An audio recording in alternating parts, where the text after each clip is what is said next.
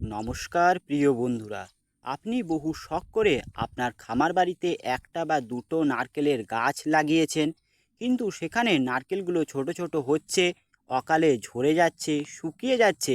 আপনি যেমনটা আশা করছেন তেমন ফলনও হচ্ছে না। কান্দিতে একটা বা দুটো নারকেল টিকে রয়েছে, তাও অনেক সময় ঝরে যাচ্ছে। তাহলে আজকের ভিডিওটি আপনার জন্য।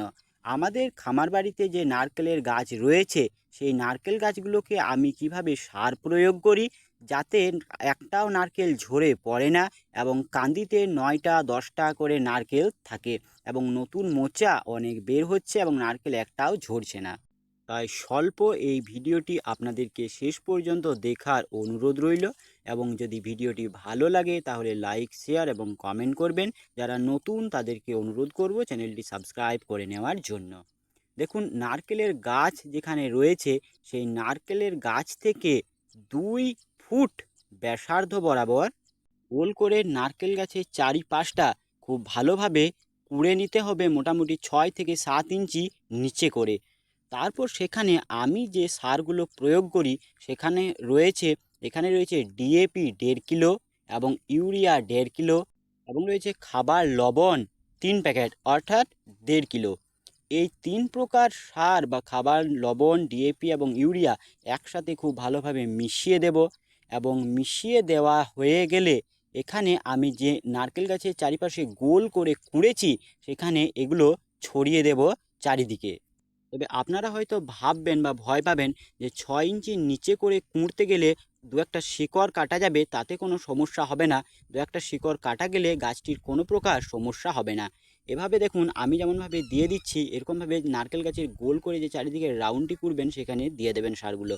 সারগুলো দিয়ে দেওয়ার পর সেখানে জল ভরে দেবেন, ওই যে 6 ইঞ্চি নিচ করে গর্তগুলো করবেন সেখানে। কারণ জল পেলে তবেই ওই সারগুলো গলবে এবং মাটির নিচ বরাবর যেতে পারবে। এভাবে আপনাকে 1 বছরের মধ্যে 3 বার, অর্থাৎ 4 মাস অন্তর অন্তর সার প্রয়োগ করতে হবে, এবং যেটা আমিও করি। বছরে 3 বার আমি এই সারগুলো প্রয়োগ করি। এছাড়া আমি যেগুলো দিই সেগুলো হলো সর্ষের খোল। সর্ষের খোল আপনাকে দিতে হবে। তাছাড়া রয়েছে সোহাগা। সোহাগা যদি দিতে পারেন তাতেও নারকেল গাছের অনেক ভালো ফলন হয়। আমি সর্ষের খোল, এই এই সারগুলো দেওয়ার পর 1 সপ্তাহ পরে সর্ষের খোল আমি 4 কেজি ওই গুঁড়ো করে নারকেল গাছের যে গোল করে কুঁড়বেন সেই চারপাশে দিয়ে দেবেন। তাছাড়া রয়েছে গোবর সার। এই গোবর সারের মতো কোনো রাসায়নিক সার কাজ করতে পারবে না। আপনি যদি পর্যাপ্ত পরিমাণে গোবর সার দেন তাহলে আপনাকে কোনো প্রকার সার প্রয়োগ না করলেও হবে।